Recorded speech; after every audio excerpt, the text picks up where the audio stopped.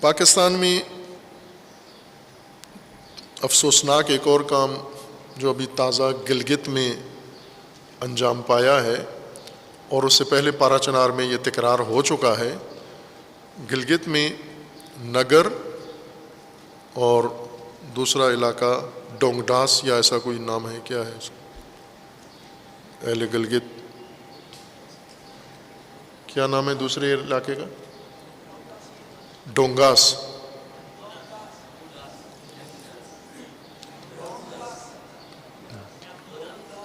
ڈومڈاس میم کے ساتھ گاف، ڈونگڈاس۔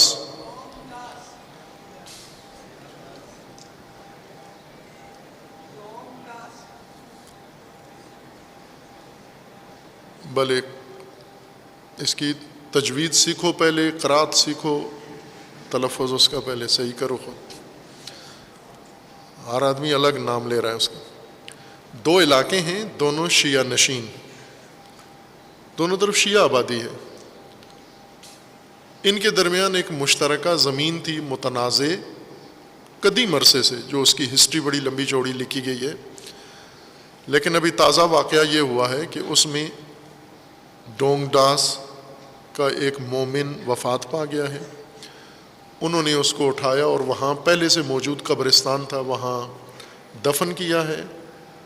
نگر کے مومنین جوش میں آئے ہیں، نکل کے اس کی میت کو قبر سے نکال کے باہر رکھ دیا ہے، اور پھر اس کے بعد ایک خوفناک جنگ کا سما پیدا ہو گیا۔ باہر کے علماء نے مداخلت کی، مقامی علماء نے، اور معاملے کو وقتی طور پر نپٹا دیا ہے، لیکن جو فتنے کی جڑ ہے وہ ابھی باقی ہے، زمین کے اوپر جھگڑا ہے۔ اس سے پہلے پارا چنار میں یہ کام ہو چکا ہے اور ہو رہا ہے۔ پارا چنار پہلے ایجنسی تھا، جب تک ایجنسی تھا تو ظاہر ہے پاکستان کا حصہ ہی نہیں تھا رسماً، جس طرح باقی ایجنسیاں تھیں۔ گلگت بلتستان ابھی بھی اس مشکل کا حصہ ہے اور اس کو عبوری صوبہ بنانے جا رہے ہیں، اس کے اندر بہت ساری پیچیدگیاں ہیں۔ گلگت بلتستان کا اور معاملہ ہے، اور پارا چنار اور یہ جو ایجنسیاں ہیں ان کا اور معاملہ ہے۔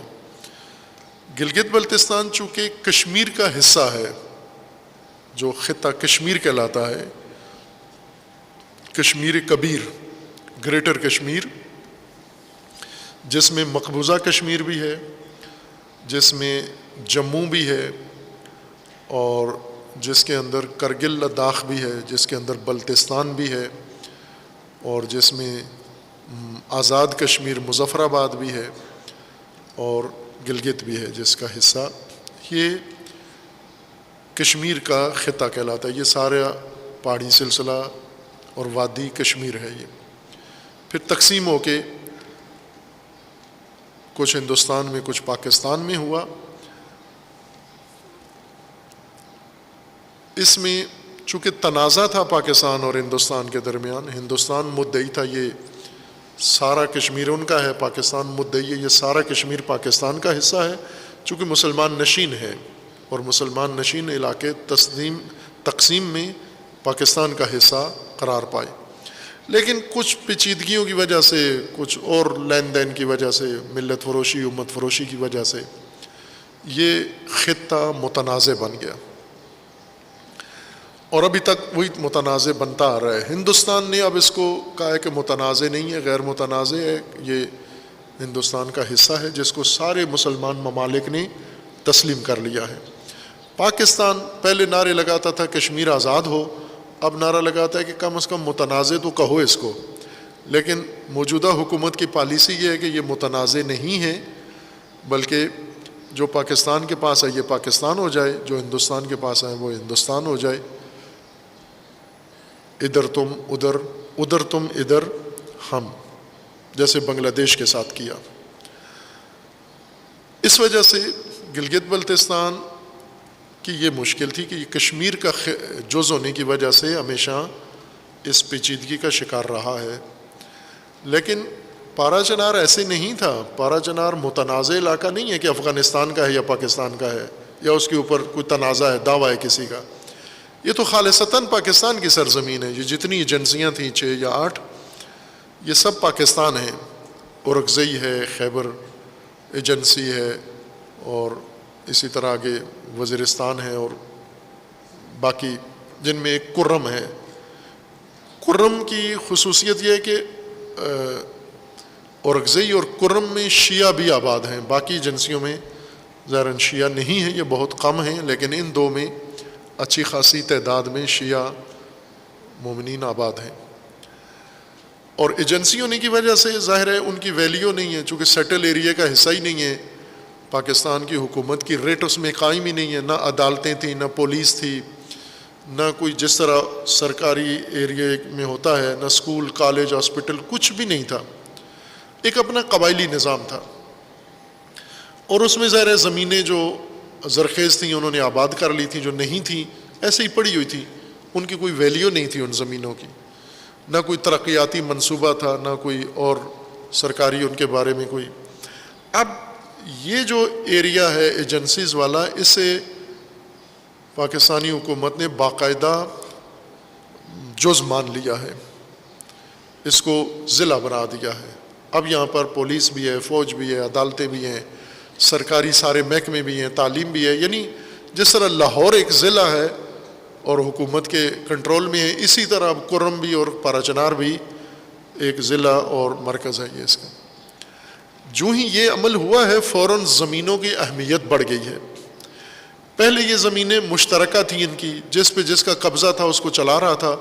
کچھ زمینیں ایسی تھیں جو سارے گاؤں کی تھیں لیکن اتنی زرخیز نہیں تھیں۔ اس سیاسی عمل کی وجہ سے یا ضلع بننے کی وجہ سے زمینوں کی اہمیت ہوئی ہے۔ زمینوں کی اہمیت ہونے کی وجہ سے لوگوں نے زمینوں پر قبضے شروع کیے اور زمینوں پہ جھگڑے شروع ہوئے، اور پارا چنار میں 2-3 کارروائیوں میں ابھی تک متعدد لوگ مارے جا چکے ہیں، شیعہ۔ باقی ایجنسیوں میں بھی یہی کام ہو رہا ہے، لیکن پارا چنار میں چونکہ شیعہ مومنین آباد ہیں تو انہوں نے بھی یہی کام کیا۔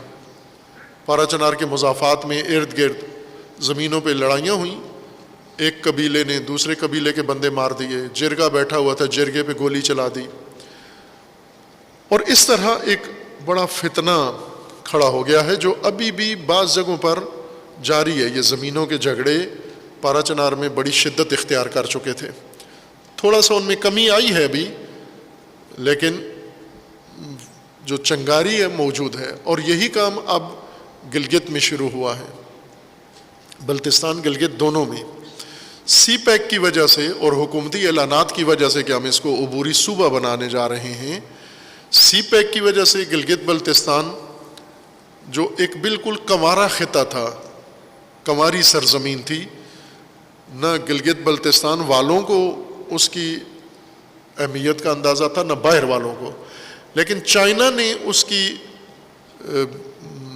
اہمیت کشف کر کے ساری دنیا کے سامنے برملا کر دی، اپنا منصوبہ وہاں سے گزارا، جس وجہ سے اس علاقے کی اہمیت بڑھ گئی۔ اس وقت پاکستان میں سب سے سر فہرست ٹاپ پر ہے اہمیت کے لحاظ سے یہ خطہ، جیسا کسی زمانے میں کراچی اہمیت والا ہوتا تھا، اب یہ خطہ بن گیا ہے سی پیک کی وجہ سے۔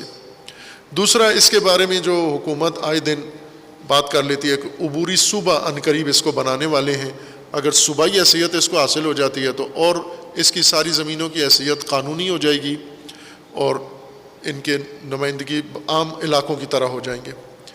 اس کے نتیجے میں اس کی زمینوں پر ایک دھاوا شروع ہو گیا ہے، بلوا شروع ہو گیا ہے۔ سب سے بڑا دھاوا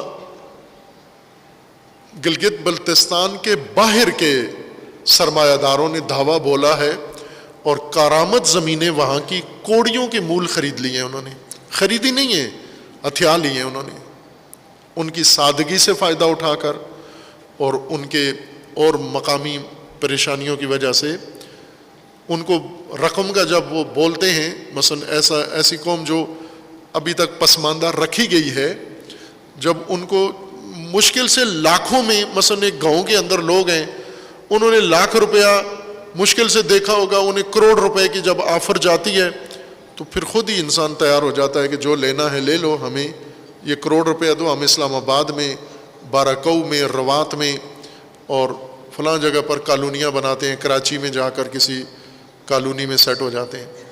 اس طرح دھڑا دھڑ یہ لوگ زمینیں اپنی کوڑیوں کے مول لوگوں کو دے کر اور پاکستان کے دوسرے شہروں میں ہجرت کر کے جانا شروع کر دیا۔ کچھ زمینیں ایسی تھیں جنہیں لوگوں نے آباد نہیں کیا ہوا تھا، پہاڑی اور پانی کے راستے تھے یا اس طرح کے خطے غیر آباد، اور وہ مشترکہ تھیں، ایک گاؤں کی مشترکہ شملاٹ زمین تھی۔ اس زمین کے اوپر حکومت نے قانون بنا کے اس کو مل کے سرکار قرار دے دیا، خالصہ قرار دے کر کہا یہ حکومت کی ہے، یہ مقامی لوگوں کی نہیں ہے مقامی لوگوں کی ہیں، لیکن جہاں جہاں مقامی لوگوں کی کنٹرول تھوڑا تھا یا زمین ایسے اپنے حال پہ چھوڑی ہوئی تھی، آباد نہیں تھی، وہ ساری سرکار نے اپنے قبضے میں لے لی۔ یوں نہیں یہ سرکار کے قبضے میں ہے، سرکاری لوگوں نے مل ملا کے دوسری کمپنیوں کو بیچ دی۔ اور اہم پوائنٹ، جتنے بھی سیر و سیاحت کے لیے بہترین جگہیں تھیں، چونکہ دنیا کا سب سے بڑا خطہ ہے سیر و سیاحت کے لحاظ سے گلگت بلتستان، اتنی کشش اور اتنی جاذبیت پوری دنیا میں کسی جگہ نہیں ہے جتنی طبعی طور پر یہاں ہے۔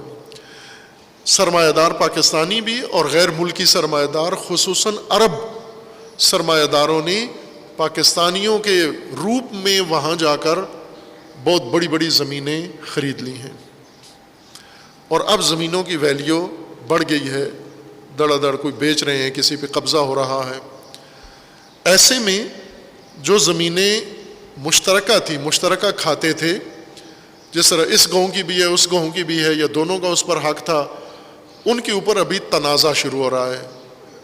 ایک طبقہ یہ کہتا ہے یہ میری ہے، دوسرا کہتا ہے میری ہے، اور اس طرح سے زمینوں کے اوپر جھگڑے، ایک ہی مذہب، ایک ہی قوم، ایک ہی علاقے سے تعلق رکھنے والے لوگ اب ان باتوں پہ آپس میں لڑنا شروع ہو گئے ہیں، اور یہ بہت خوفناک اور بھیانک جنگ ہے زمین کے موضوع پر۔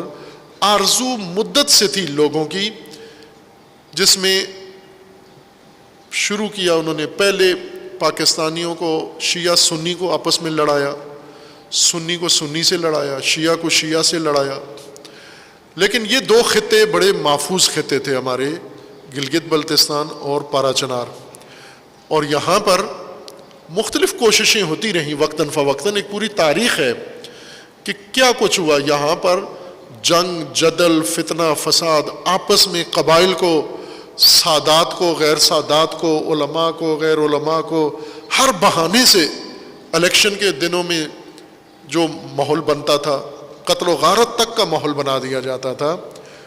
یہ کوششیں ہوئی ہیں، اور ان میں زمین کا جو عنصر ہے وہ اہم کردار اس وقت ادا کر رہا ہے۔ خوب یہ نہیں ہے درست طریقہ۔ پارا چنار کے مومنین سے بھی درخواست ہے، گلگت کے اور بلتستان کے بھی مومنین سے درخواست ہے کہ سب مل کر زمینوں پر ایک دوسرے کے ساتھ نہ لڑو، ایک دوسرے کے ساتھ محاذ بندی نہ کرو، بلکہ یہ زمینیں دشمنوں سے بچاؤ، اجنبیوں سے بچاؤ، غیروں سے بچاؤ۔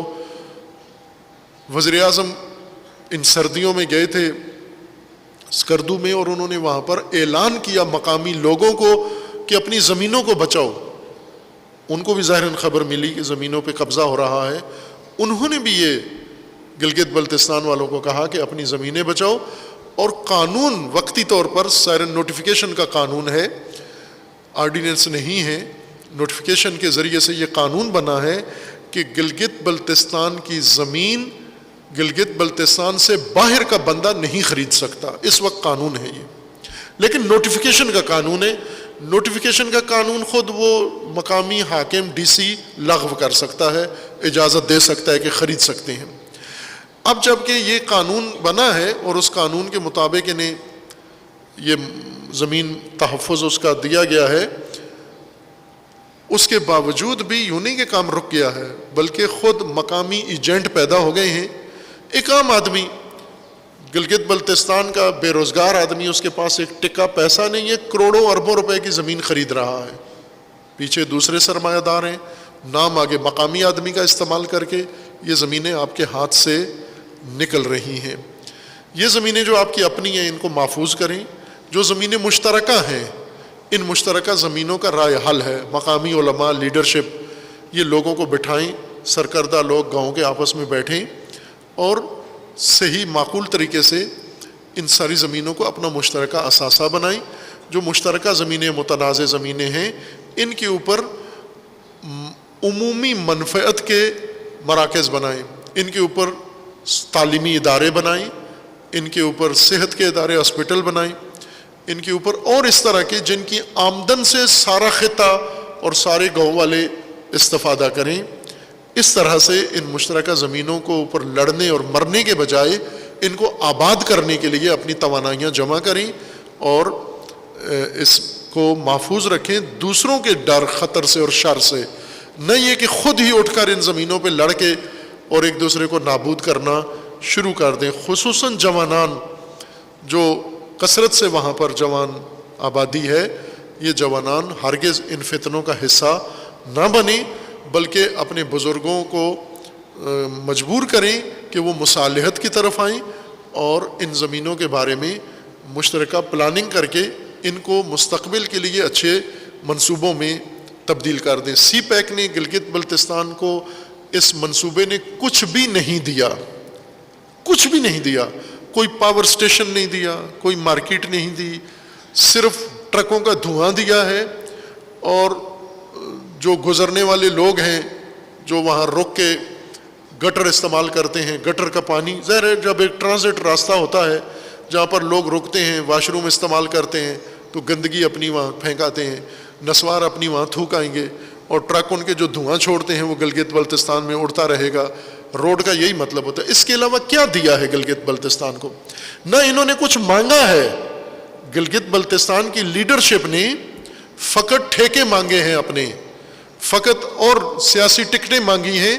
سی پیک میں کوئی حصہ طلب ہی نہیں کیا.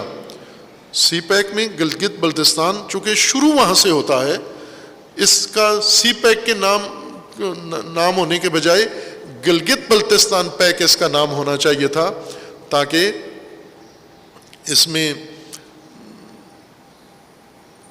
اپنے مقامی آبادی کا فائدہ ہوتا. لیکن یہ شعور لوگوں کے اندر آئے، پیدا ہو اور اس کے مطابق عمل کریں. جوان اس میں جھگڑے میں حصہ نہ لیں، اس کو آباد کرنے میں، اپنی سرزمین کو آباد کرنے میں حصہ لیں.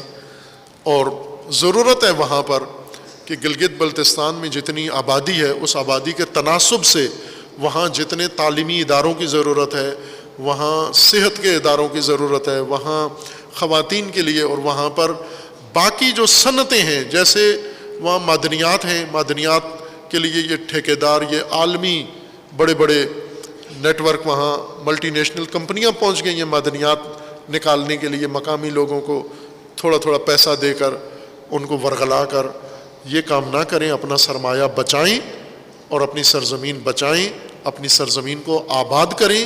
بلکہ آپ ایسا میدان بنائیں کہ خود آپ کے مومنین جائیں وہاں پر سرمایہ کاری کریں، سرمایہ گزاری کریں اور اس کے نتیجے میں مقامی ترقی بھی ہو اور زمینیں بھی آپ کی اپنی رہیں، اثاثے آپ کے اپنے رہیں. آئندہ نسلوں کے لیے جو بھی آج زمین بیچ رہا ہے، خصوصاً اجنبیوں کو بیچ رہا ہے، وہ آئندہ نسلوں کے ساتھ خیانت کر رہا ہے، آئندہ نسلوں کا حق مار رہا ہے اور ایک مجرمانہ کام کر رہا ہے. ان زمینوں کا تحفظ ضروری ہے. پارا چنار میں بھی زمینوں پہ نہ لڑیں، متنازع زمینوں کو مشترکہ مفادات کے لیے استعمال کریں، پروجیکٹ بنائیں. ان پروجیکٹ کو میں ایک ویسے حامی بھرنے کے طور پر عرض کر رہا ہوں کہ ان زمینوں میں اگر تعلیمی مقصد کے لیے آپ ان زمینوں کو مختص کرنا چاہتے ہیں تو ہم حاضر ہیں آپ کی تعلیمی ساری ضروریات کو آپ کے علاقوں کے اندر ان کے مطابق پلاننگ کر کے مومنین کے تعاون سے، مدد سے انشاءاللہ ان زمینوں کو آباد کریں، وہیں پر آباد کریں. نہ خود زمینیں بیچ کر اسلام آباد آؤ اور نہ ہی وہ زمینیں عرب خرید کر وہاں منتقل ہو جائیں اور کل کو گلگت بلتستان والوں کو ویزا لے کر گلگت بلتستان جانا پڑے اور پرمٹ لے کر جانا پڑے. اس فلسطینیوں کی طرح فلسطینی پاسپورٹ لے کر بھی نہیں جا سکتا آج فلسطین میں. اس طرح سے اجنبی ہوا، اپنے وطن سے بیگانہ ہوا، اپنی سرزمین سے دور ہوا کہ پاسپورٹ اور ویزا کے ساتھ بھی نہیں جا سکتا واپس، ہمیشہ کے لیے بے دخل اور در در مارا ہوا پھرتا رہے۔ یہ غلطی نہ پارا چنار والے کریں اور نہ گلگت بلتستان اور نہ کوئی اور خطہ کرے۔ اہل سنت بھی یہ غلطی نہ کریں، اپنے اپنے علاقوں میں باقی مسالک بھی نہ کریں۔